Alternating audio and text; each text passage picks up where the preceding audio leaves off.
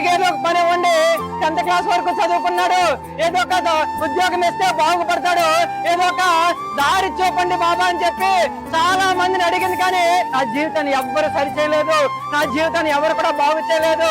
నా జీవితం ఎలాంటిదంటే సిగరెట్ కి బానిస అయిపోయినవన్నీ ఎవరు మారుస్తారండి? ఎవరు కూడా మార్చలేరు. ఆయన ఎన్ని చెప్పినా ఏం చెప్పినా అదే అలవాటుగా పోతాడు. కానీ మందుకి ఘోరంగా అలవాటు అయిపోయిన నన్ను ఎవరు మారుస్తారంటే ఎవరు మార్చలేదు.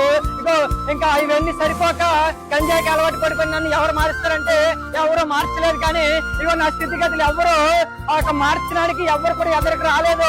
ఇలాంటి వాడిని ఏ పని చేస్తాడు, ఏం ఉపయోగపడతాడు, ఇలాంటి వాడికి ఉద్యోగం ఇస్తే మాకు అవమానం అని చెప్పి అనుకున్నారేమో. కానీ అందరూ ఇగో ఈ రోజున నిజమైనటువంటి రాజరైనటువంటి యేసు క్రీస్తు వారిని నేను బోధిస్తానంటే ఆయన ఒక్కడే నా జీవితం బాగు చేయగలిగాడు.